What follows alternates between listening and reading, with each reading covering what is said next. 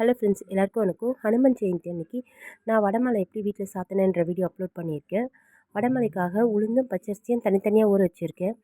என்னதான் அரிசி மாவு இருந்தாலும் நம்ம வீட்டில் வந்துட்டு அன்றைக்கி தனியாக வந்துட்டு அரிசி மாவு ரெடி பண்ணுவேன் வடமாலைக்காக. எந்த இடத்துல பூஜை பண்ணுறோமோ அந்த இடத்துல லைட்டாக மஞ்சள் தண்ணி தெளிச்சுட்டு சின்னதாக ஒரு கோலம் மாதிரி போட்டுருவேன் அரிசி மாவில். அதுக்கப்புறமா அதில் ஒரு மணை வச்சுட்டு அப்புறம் ஆஞ்சநேயரோட ஃபோட்டோவோ இல்லைனா நம்மளுக்கு விக்கிரகமோ எது நம்மக்கிட்டே இருக்கோ நம்ம அதை வச்சு பூஜை பண்ணிடலாம். நான் இந்த ஃபோட்டோவில் தான் எப்போவுமே பூஜை பண்ணுவேன். வடமாலையும் இந்த ஃபோட்டோவில் தான் நான் செலுத்துவேன். ஸோ அதனால் ஃபோட்டோ எல்லாமே துடைச்சிட்டு நல்லா மஞ்சள் குங்குமம் இது எல்லாமே இட்டுட்டு பூ இருந்தால் பூ போட்டு அலங்காரம் பண்ணிடலாம். இது ரொம்ப பூ இங்கே வைக்க முடியாது. அதனால் சின்னதாக ஒரே ஒரு பூ மட்டும் வச்சுட்டு நான் பூஜை ஸ்டார்ட் பண்ணிட்டேன். ஸ்ரீராமஜெயம் எழுதுகிற நோட்டும் சுந்தரகாண்டம் புக்கும் பக்கத்தில் வச்சுருக்கேன். நான் வடமாலை சாத்தினோன்னு சுந்தரகாண்டம் படிப்பேன். நான்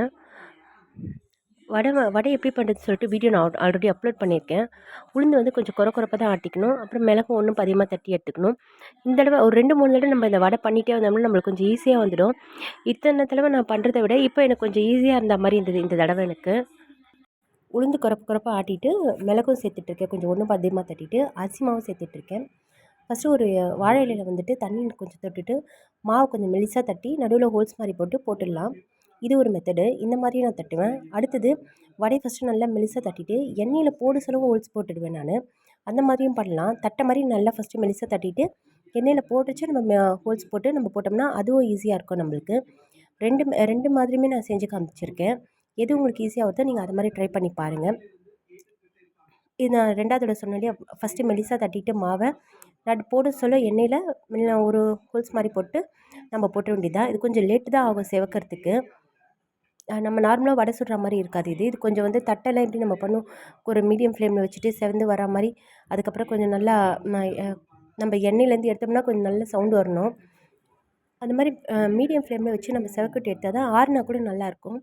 வடை எல்லாமே மாலை கட்டிட்டேன். 11 வடை தான் நான் போடுவேன் மாலை. ஸோ அதனால் 11 வடை மாலை கட்டியிருக்கேன். சுந்தரகாண்டம் படிக்கிற சொல்ல எப்போவுமே ஆஞ்சநேயர் வருவார் கேட்குறதுக்கு. அதனால நம்ம அவருக்கு ஒரு இடம் ரெடி பண்ணணும்னு சொல்லுவாங்க.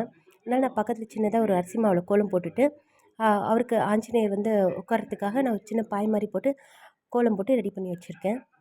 மாலை எல்லா விளக்கெல்லாமே ஏற்றிட்டு தீபதூப ஆராதனை எல்லாமே காமிச்சிட்டேன். அடுத்து சுந்தரகாண்டம் படிக்க போகிறேன்.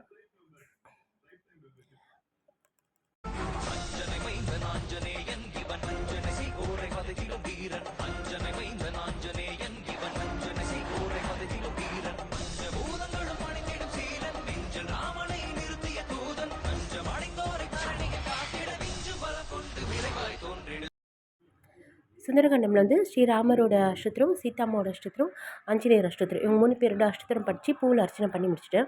நான் மாத்திரம் தான் படிப்பேன். அன்றைக்கி வந்துட்டு பொண்ணு மட்டும் ஸ்வர்க்கம் மட்டும் படிச்சுட்ருப்பா. ஆனால் அன்றைக்கி அவளுமே வந்துட்டு ஆஞ்சநேயர் அஷ்டோத்திரம் படிக்கிறேன்னு சொல்லியிருந்தா. ஸோ அதனால் அவளும் படித்து முடிக்கிற வரைக்கும் வெயிட் பண்ணியிருந்து பூஜை எல்லாமே முடித்த பிறகு அதுக்கப்புறமா மஞ்சள் குங்குமம் இதை போட்டு ஆரத்தி மாதிரி கரைச்சி ஆரத்தி எடுத்து அன்றைக்கி சிம்பிளாக ஹனுமன் ஜெயந்தி முடிச்சிட்டோம் நாங்கள். வீடியோ பிடிச்சிருந்தாக்கா சேனல் சப்ஸ்கிரைப் பண்ணிக்கோங்க. தேங்க்யூ ஃபார் வாட்சிங்.